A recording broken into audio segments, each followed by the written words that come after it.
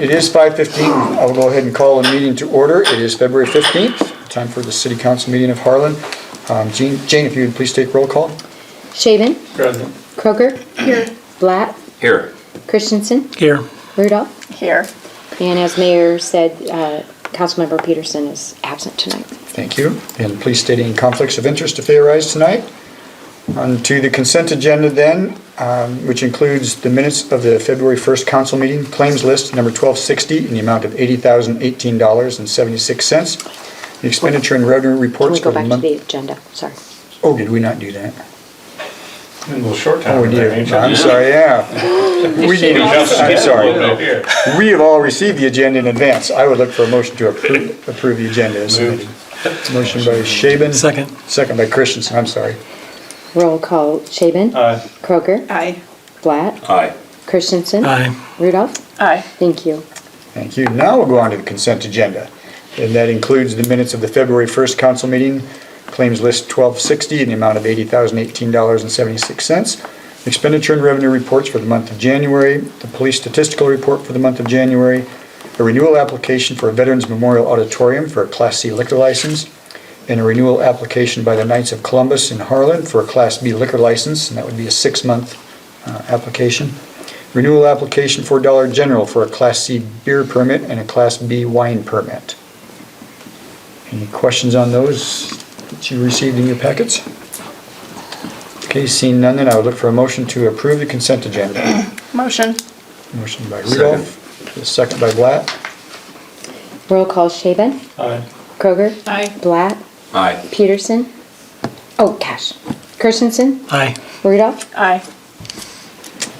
All right, this then is the time and place for the posted public hearing for the fiscal year 22-23 city maximum property tax dollars for the affected levy total. So Jane or Jean want to give us that number and an explanation that goes with it.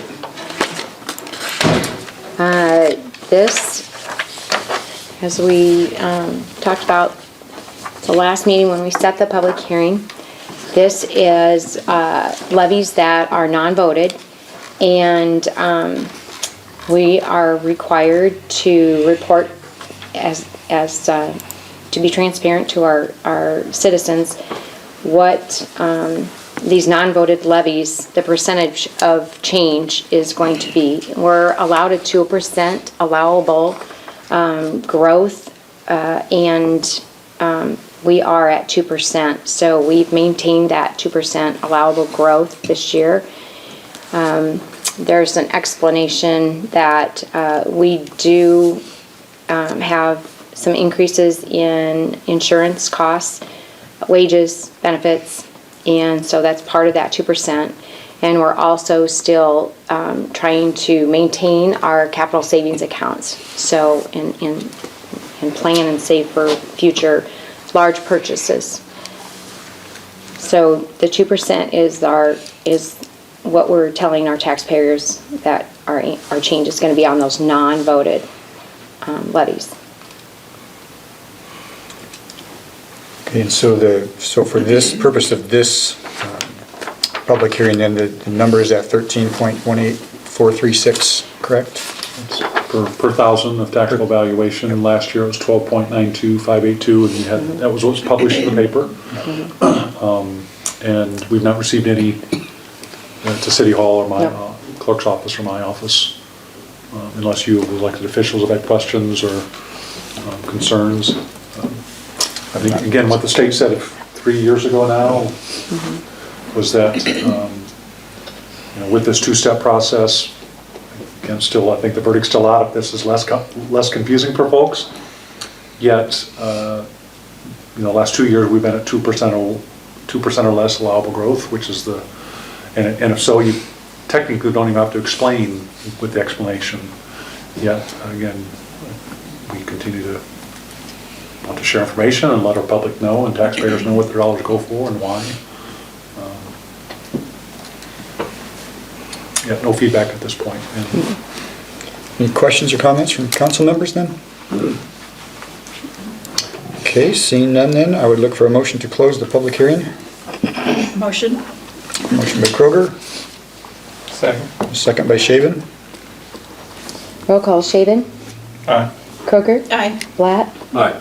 Christensen. Aye. Rudolph. Aye. Thank you. Okay, that leads us then to Resolution 2479, then to approve the maximum property tax dollars, which is at 2%, and that is $2,462,992 is what that works out to. This resolution and affidavit of publication is due to our county auditor, so that will be taken to him tomorrow. And this will be filed with him. Okay. So if there are no other comments, then I'll look for a motion to approve Resolution 2479. Motion. Motion by Rudolph, Second. second by Kroger. Roll call, Shaven, Aye. Kroger, Aye. Blatt, Aye. Christensen, Aye. Rudolph. Aye. Thank you. Thank you. Okay, moving on to 4A then, ordinance 2022-04, amending chapter 69.08, subsection 28 of the Code of Ordinances for Harlan pertaining to parking along Cyclone Avenue, specifically on the north and south sides, from the east corporate city limits to Highway 59. And this is the first reading of this ordinance. So, Gene, do you want to, assume you have a little map or something? I do not. You do not, okay. Yet, with good old technology, a map is just a couple clicks away. So, once again, this came about, and I think it was Councilperson Shaven that kind of initially brought it forth. And with the improvements down at J.J. Jensen facility in the northeast corner of town here where my cursor is, the only section that is presently not, that allows parking on either side from east of city limits all the way through town is the section on the north side by JJ. So presently, this red line here is where you can presently park on the north side. Most of you probably experienced that during ball games. It gets pretty, very congested. Definitely safety issues, been like that for years, yet what this does is it then prohibits, so see how fancy I can get tonight and really test.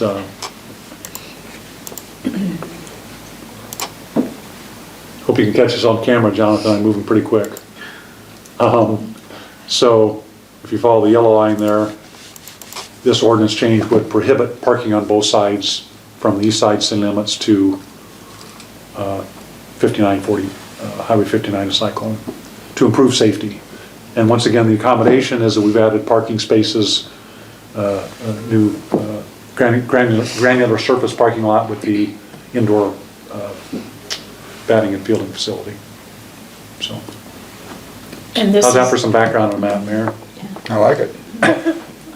and this is no parking at any time, correct? That's correct. Okay. Yep, Not and there- just during ball games, at any time? that's correct. Okay, just, thank you. Primarily driven by safety, a lot of ag equipment, heavier equipment, and also that we've made accommodations for more off-street parking that would not create any unnecessary hardship. Even fireworks, people park along that side, traffic moving, kids running Right. through cars, it is a safety concern. Well said. Okay, any other questions or comments regarding this?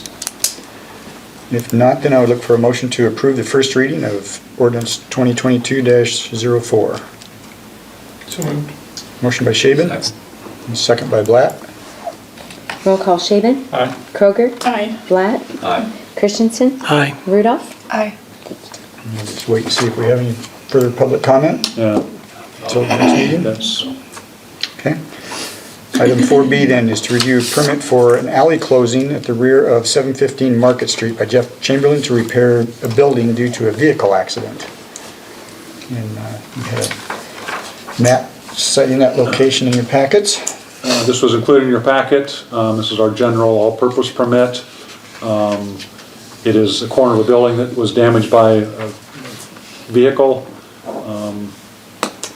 Essentially, this is our public, this, where my cursor is, the northeast corner of our public library, and it's that alley there. And impede about 8 foot of the travel way. It won't completely close the alley, it'll be one-way traffic in those areas. Our public safety folks have all reviewed this, we've discussed it as staff.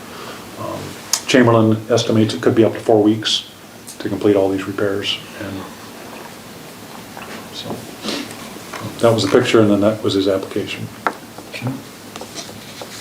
So there will be one lane of traffic open at least? Yes. Good. 4 weeks would be a long time for some of those business owners. It was completely closed. Any questions, thoughts on this? Okay, hearing none then, I would look for a motion to approve the permit for the closure of one lane of traffic in that alley for the, when does that start, Gene, or do we have it start completion date? He didn't have an exact start date, so we just said approximately 4 weeks from his start date. Okay. Just watch for barricades. So a motion to approve? Motion, second. Motion by Kroger, second by Christensen. Roll call Shaven. Aye. Kroger. Aye. Black. Aye. Christensen. Aye. Rudolph. Aye. Thank you. All right, next item then is to review a report on bids for the 2022 street maintenance. We've got mill and overlay bids and a crack seal bid. Yes, notices were sent out, RFP requests about 3.5 weeks ago. They were due last Friday by noon, and did not receive as many, I'll just go to the summary page here. On the crack seal, again, this is part of our two main components we've been trying to, or definitely trying to keep a cadence and rhythm to. The two primary items each year with crack seal and at least mill and overlay on areas, and it's part of preventative maintenance as well as ongoing improvements. On the crack fill, we had stay built, and our street superintendent, he was just within, probably his best guesstimate was within about $1,000 of what he saw this number coming in at. Stay built's done work last year and many years prior to that. And let me also show you, I did not have an opportunity to print this map. It's quite busy, but it's an ongoing map that we, at least, this is anything in red is the crack seal. So, let me hop down to the bottom here, folks. So, 2 people in the waiting room, let's let them in.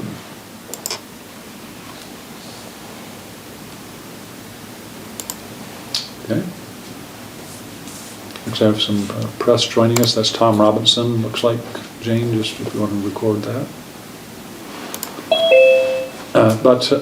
So approximately 47 blocks of crack seal is what's mapped out here. And that bid, again, from Stay Built was $27,852.64. And then we also did RFPs for our mill and overlay. This is separate from, so recall and we're still excited and anticipating some USDA funds that we've not heard on yet, and that was at up to $500,000, and it's very rare you're going to get $500,000 for street maintenance work. This does not impede that. This is separate from any of the USDA street work.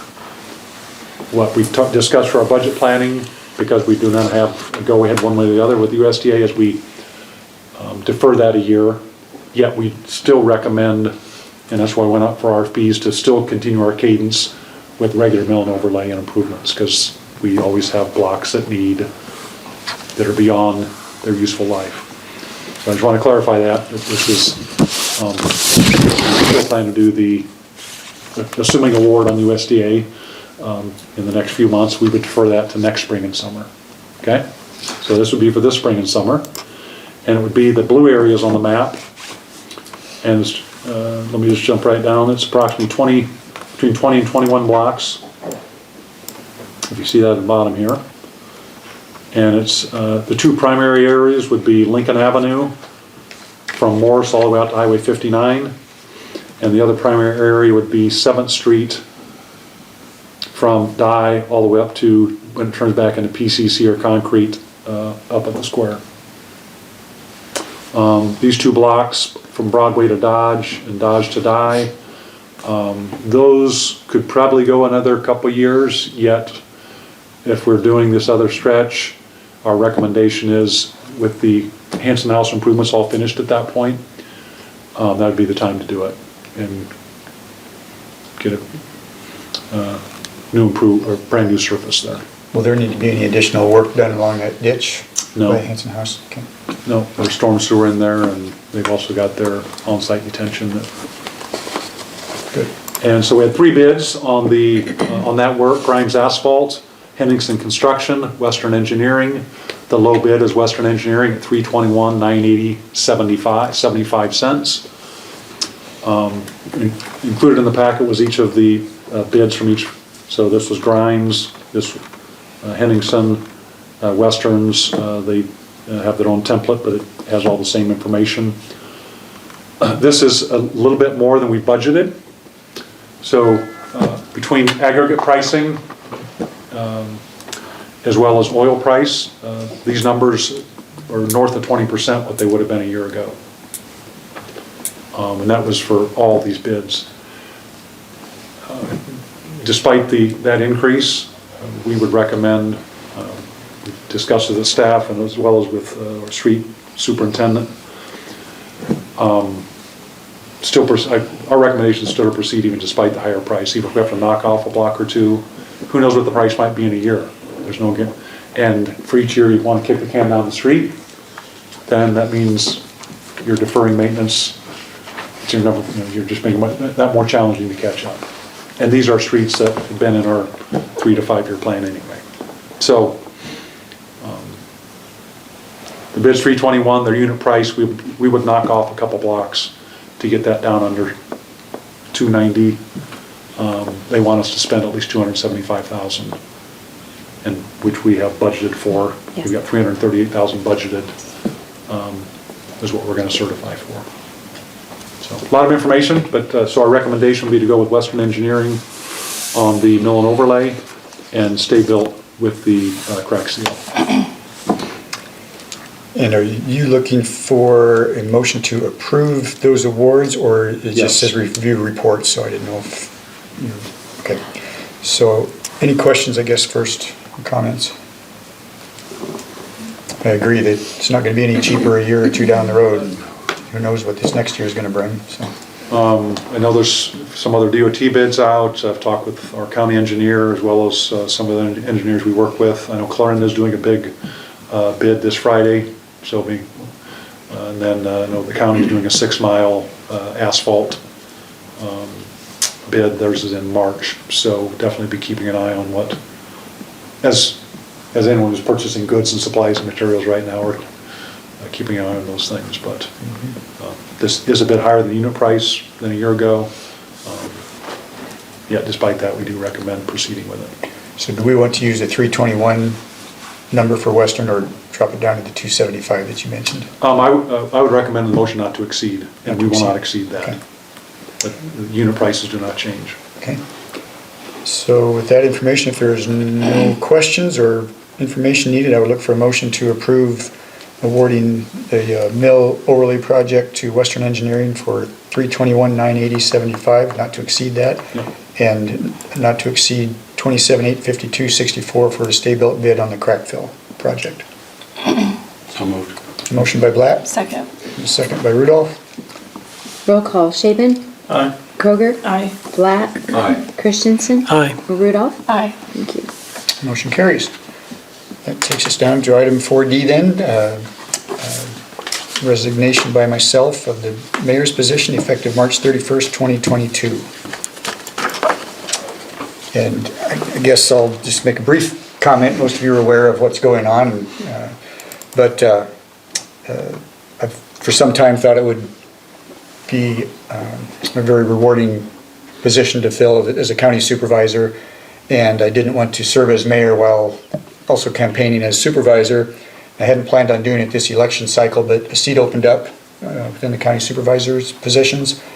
And I don't know when that's going to happen again, so after discussions with my wife and my employer, and everything just seems to fit with kind of pre-retirement plans and my work situation right now, I'll have the time and I still have the energy to fill a supervisor's position. So I thought it was only right to resign this seat before I pursue that seat.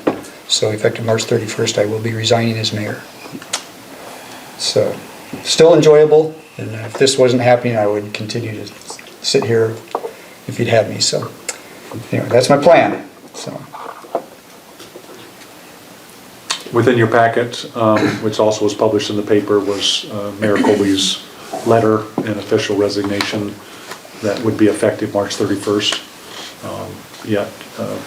It's here so we can accept and act on it. That would be the action item pertaining to this. I'm not in a position. I'm not in a position to make a motion. I'm not one of the elected officials. Yet it's been a true joy and blessing, and we'll have more time to pass along our future wishes for mayor and some future meetings yet. And the timing has worked out. I needed to announce it now so that I can begin collecting signatures. They've got to be turned into the county auditor in March. But I didn't want to just drop cold turkey out of here. So that's why I'm announcing it now and making the resignation effective March 31st. And respect your approach to this and your just approach to public service. Again, we'll have more time in the future for those congratulations, yet we'll certainly miss you in this capacity. Okay, so with that, I would look for a motion to accept my resignation. Never done this before, but But you can't vote, so. look at them all raising their hands. Absolutely. Sorry, it doesn't pass. I'll motion. Motion by Rudolph, Second. second by Shaven.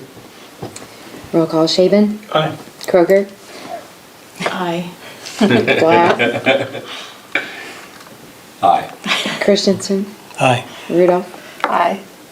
I do appreciate the support and the comments, but it's We wish you the best, needs to be Mike. done. Thanks. Good luck. We'll see what happens. It'll be an interesting process. So then, related to that, item 4E then is consideration of filling the mayor's vacancy. Within your packet and is directly from code, when vacancies happen, and they do happen.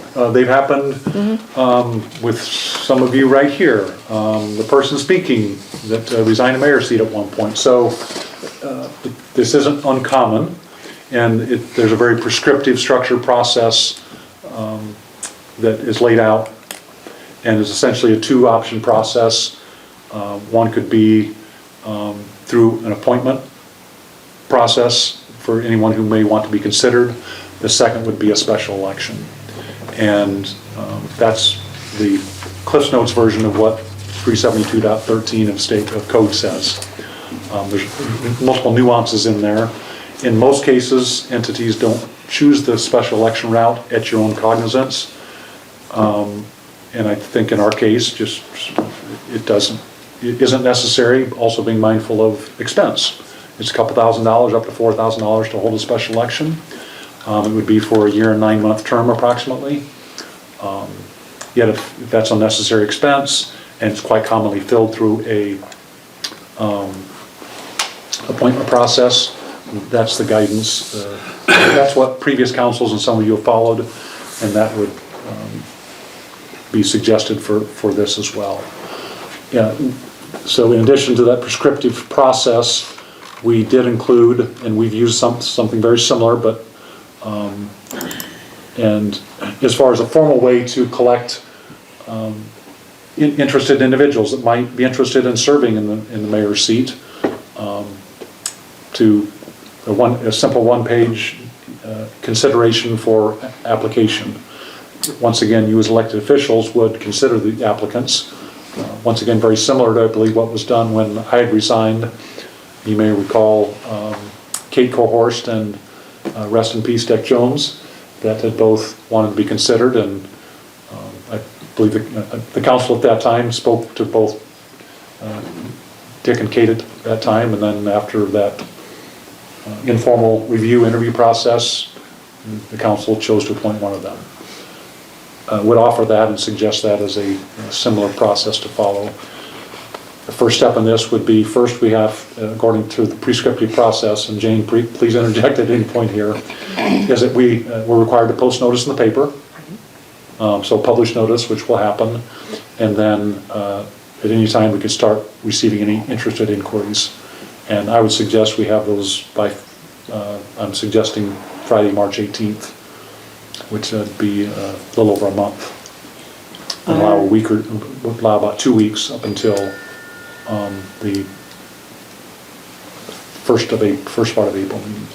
So our first council meeting after that would be the 4th, I believe, of April. So in the public notice, we actually state that the council intends to appoint at that meeting, and that's if that's the date that you guys are comfortable with, then that's what we can post, if that's what you desire. And once again, that's Section 372. We have 60 days, which is what the time frame is, 60 days from March 31st to make that appointment. Yet, again, with the mayor giving us notice, plenty of notice, I don't see any reason not to at least get started with that. And to start conversations and see who might interested individuals to step in and take that leadership step. So, what discussion or thoughts do you have? And from this, it would just be an understanding of how we're going to move forward. Will this form be available on our city website? It Yes. can be, yes. We'll put it through social media as well as Yep. the website, and probably find a way to get it to some of our news outlets that could put it on their sites or help us get it out there. Very good. We'll give you a paper copy if you want. No. And we Thank you. have paper copies as well. Yeah. I'll Oh, yeah. start filling it out for you. No, thank you.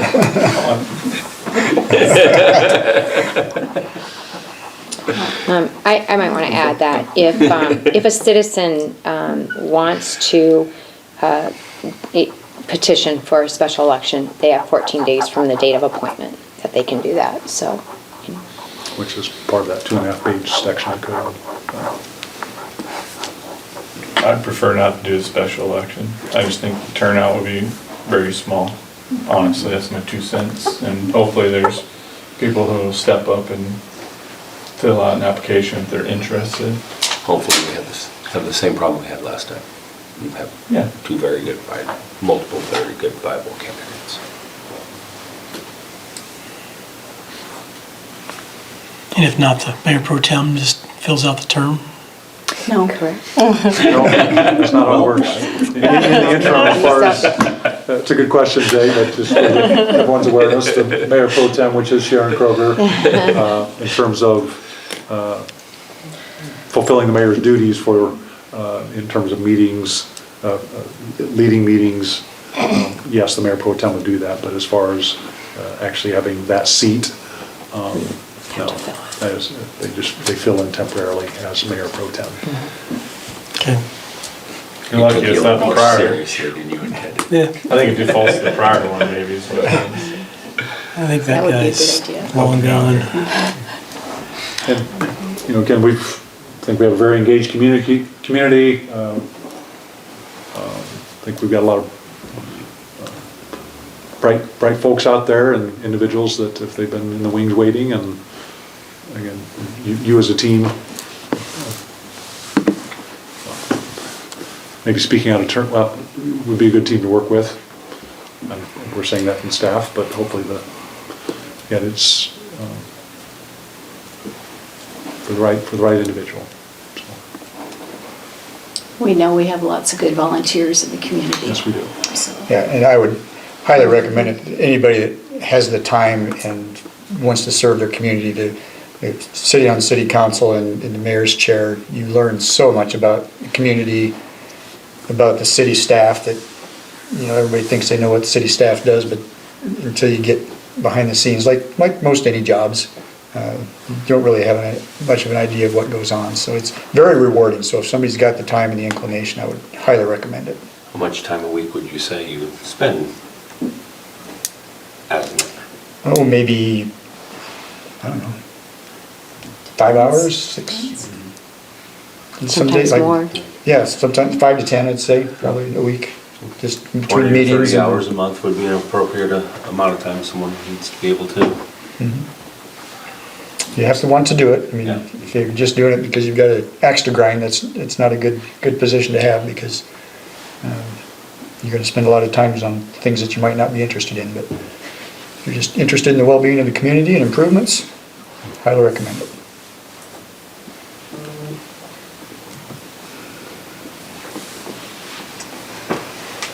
Anything else on that, Gene or Jane, that we need to address? From the discussion, the understanding is that we move forward with just the appointment process. We'll get the wheels in motion. Just wanted to, it's an understanding of how to move forward. We got precedent with it. And encourage certainly each of you, as well as the press, anyone who may be listening at the broadcast, that you're interested or know someone interested, or that feel free to reach out to any elected officials. I'm sure any of you would be willing to speak with them. Contact City Hall, myself, and we'll be happy to discuss what it entails, what questions you may have, and more than happy to respond to those. But just the more we can get the word out, I think will give us a good opportunity. Otherwise, we'll move forward with that understanding. Anything else you want to add, Jane, or we want No, to be sure I to think we've cover? covered all that. Okay.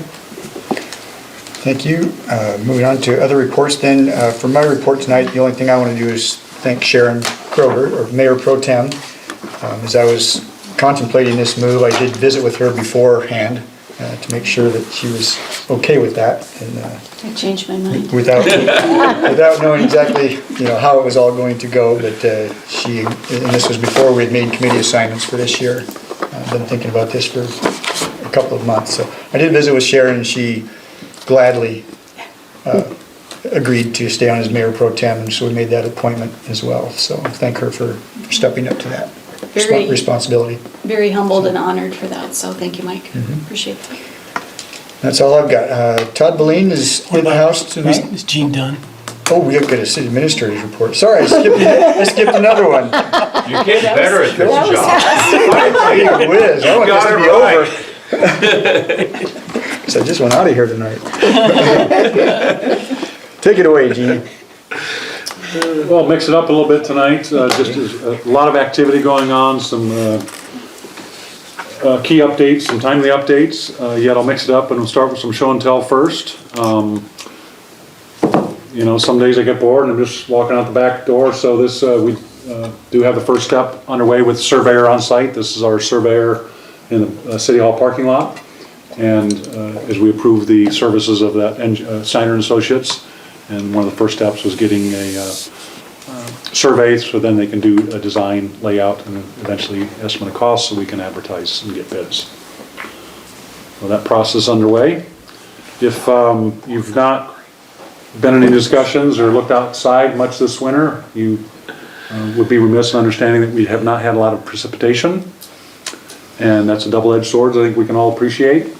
I know that Ken Weber's not with us tonight on the municipal side, yet things are dry, and it's a concern. No better way than to, so if we got a few ponds in town, as you met with Lake George, Pioneer Park, and Spearing Pond. Just happened to, this is down at Lake George, and always had to get a keep off the ice sign, so it's always a reminder to folks to, this was on a nicer day, but certainly always stay off the ice. But this is probably the most telling. Normally, you'd see water and or frozen ice up to here. So 6 to 8 foot back, this is just a Pioneer. And without getting some timely and either some snow, some snows. It snows in March, sometimes in April. We don't need any big snowstorms and blizzards by any means. That helps some, not the end all, but a wet spring would help. That's not the forecast that I'm being told, yet it's a concern. I think this is looking back to the east towards the towards the island. You can also see the shoreline where 5-6 foot there as well. Do you want to mention the aeration system that's hopefully keeping the fish alive? Oh, yes, Awesome. thanks, Mayor. And I don't think I had but you can see where the cursor is on the left side of this photo. So with the fountain and aeration system that was put in last early summer, so the aeration is continuing through the winter time, and so that does help with fishery and fish.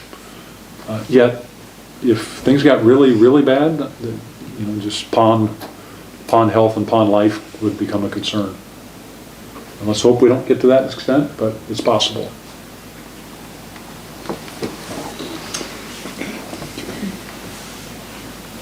Enough for the show and tell. Didn't have any more, so I thought I'd mix it up that way. A host of other things.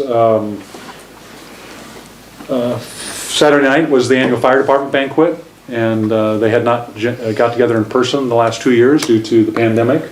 Yet, in true volunteer fashion, they certainly recognize, and it's testament each year, and the times I've gone, a few of you have as well. I know a few of you were there Saturday night.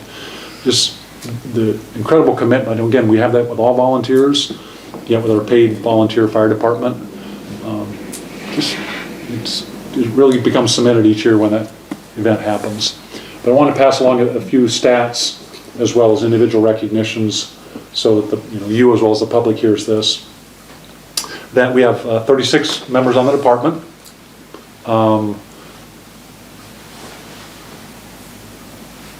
The preponderance of them are all firefighter 1, but we have 10 or 12 that are firefighter 2, and another 12 that are in firefighter 2 training. Of the 36th in the department, 346 years of combined service of those 36 members. And of the members that are in the age, so Chief Beeson, felt like we were a little bit of a kind of a game show, how Chief Beeson was leading the event Saturday night. Yet in the age range of 36 to 45 years, 46 to 55 years old, there were 5 members, and they collectively had 141 years experience just between those 5. And then milestone pins for years of service, there were 3, and this recognized for the past 2 years since they had not gotten together. J.R. Campbell had a 20-year pin, and then both Mike Keenest and Chad Butler had 25-year pins. So hats off and appreciation for those folks. I know some of that was maybe on some social media pages. I was not able to, there's quite a video that was put together by Chad Kroger. I wasn't able to get that due to size limits. Somehow I'll try to get that to you. And then the annual award as far as Firefighter of the Year, which is the last item I'll point out, is that Chad Kroger, who happens to be Sharon's son, was nominated or was voted Firefighter of the Year once again. And I say once again because I learned that there's been some multiple winners and 2-time winners of Firefighter of the Year. They're voted on amongst your peers, and yet Chad has been the first 3-time winner in his short 11-year tenure with the department. So once again, just a fantastic team of volunteers, men and women. Robin Butler also after 12 years is taking honorary status. She was recognized as well. So again, hats off to the fire department. Great work. At noon today, just over between Bob and Jane, are the steering committee for the Dream Playground Reimagined. Had a vibrant review of the conceptual plans. Again, we engaged a planning firm, and it's just testament as to why you work with people in the field and experts with this. So Concept A and Concept B, which are on the phone board, we didn't put it up on the easel because it was blocking, we think it blocked some views, but encourage you to maybe take a peek at those. We'll have some packets sent out yet. Once again, another incredible group of volunteers. One or two of you participated in that session day, a good 90 minutes plus. One more meeting likely before getting to the master plan. And it will definitely be a playground reimagined. But those that attend, anything you want to add to that? Again, there's a lot of depth of... There's a lot of good conversation, a lot of good ideas. We have people on the committee from all walks of life. We've got moms, we've got professional people, we've got young people, middle-aged. I'll call myself middle-aged. So, yeah, it'll be a playground that'll last another generation or two. Yeah. So, it's kind of an exciting project. A lot of work ahead, but... Both concepts do include additional set of restrooms, family-style restrooms, closer, right near the playground versus having to trek halfway across Pioneer Park. Also, both plans presently include utilizing the terrain into the west hillside towards the concerned residents. And some really exciting features that can be incorporated in that natural hillside. And all-inclusive play structures. Yes. For those with disabilities. Had that wonderful meeting today, and again, more to come there. As I mentioned previously, it's dry out there, and that's I'll provide some previous reports regarding already starting weeks ago on what if our swimming pool, which is a source water user, we are evaluating all options. We did receive a formal notice that the waiver for using the discharge water has been denied that we used last year. Just received that formal notice last week. So more planning to come. We're aggressively looking at well options. And if a well has got to be a public well with there's costs associated, and at some point we'll have to make a recommendation to council. I've also been in touch with HMU, both Ken Weber as well as the water plant superintendent, as to any other options and ideas, from conservation measures all the way to the policy that's in place. I think we've heard Ken allude to this at the HMU board meetings as well as with his reports to the council that, we're likely going into another conservation year. And again, not just Harlan and Shelby County, but a wide area. In terms of impact to a key summertime feature, which is our public swimming pool, again, we're evaluating all options, don't have any recommendations to you at this point, but we are evaluating all options. And getting the formal denial, and it was predicated on from the state of Iowa, that based upon the discharge water source, even though it was from the water treatment plant, they said simply due to the potential alkalinity, hardness, and turbidity, just the mix-up of that they don't consider that a acceptable source. It worked well last year, so more to come on that. How many gallons a day do we use in the pool? Replenished water, average 5,000 to 6,000 a day. The pool holds 350,000 gallon. As a reminder, last year we filled it a bit earlier to reduce demand. We filled it a bit earlier and over a longer period of time during the fill process to help conserve. And then for our replenished water, the primary source was the water truck of 2, 3, 4 loads a day. So, again, don't have any solutions at this point. I know between our superintendents and Tim Miller, Tim Gessert, I've been talking to Donald Cody down at the water plant. So there's planning and evaluation going on, but don't have any recommendations at this point.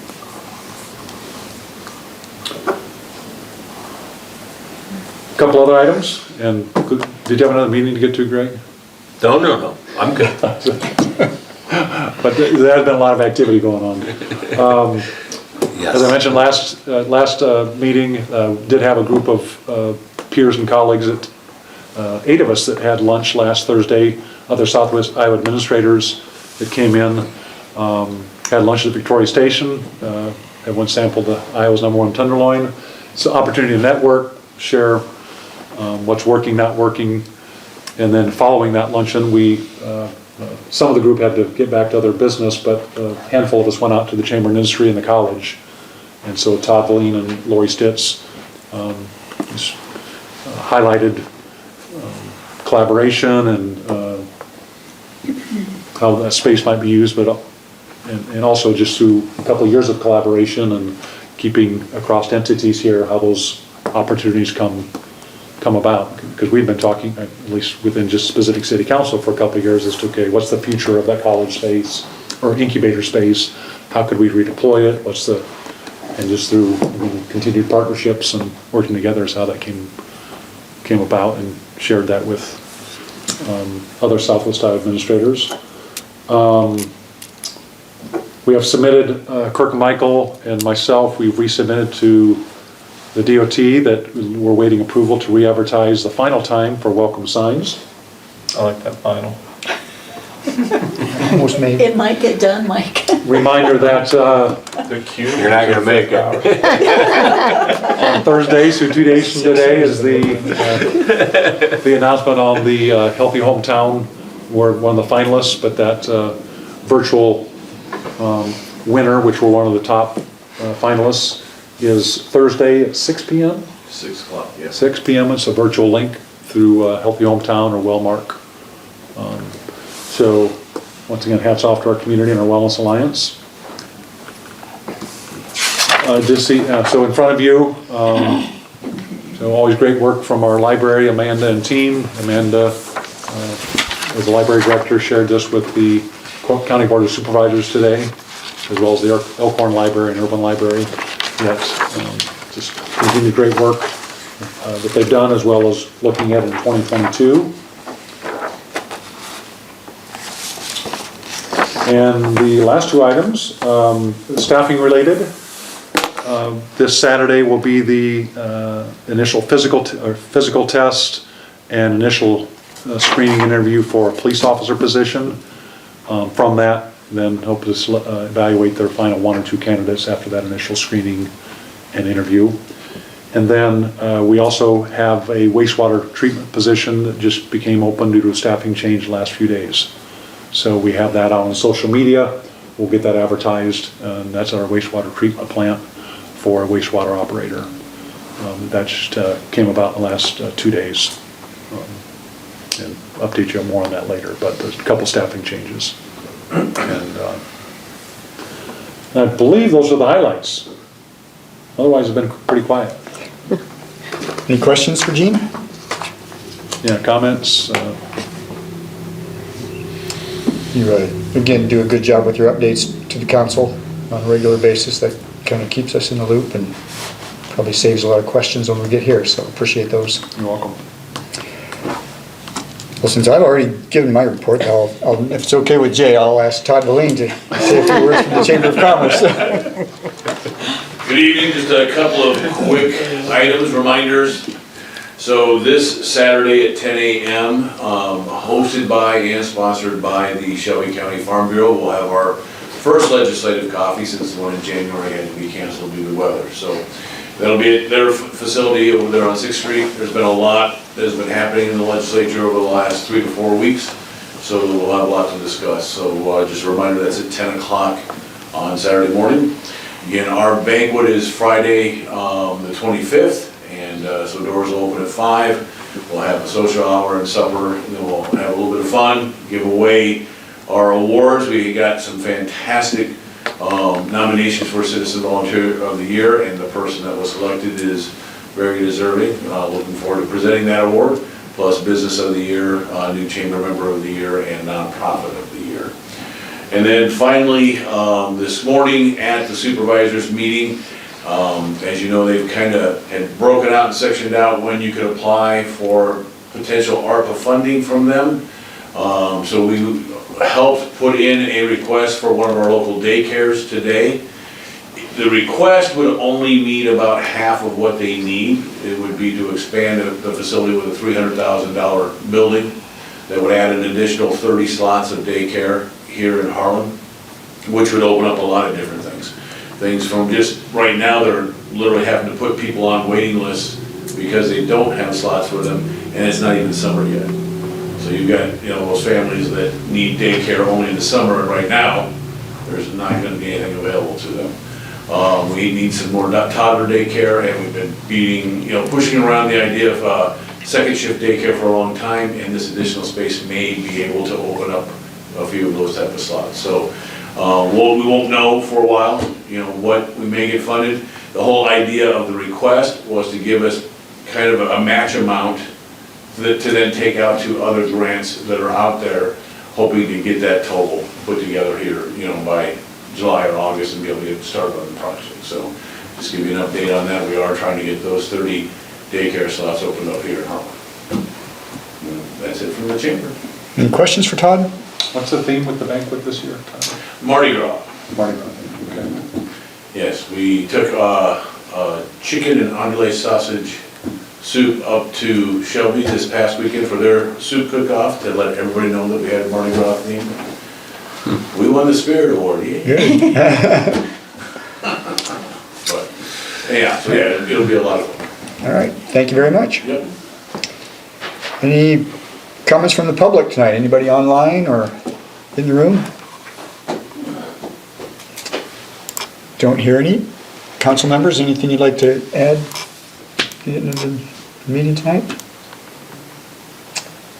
I see nothing, so I will adjourn the meeting. Thank you very much.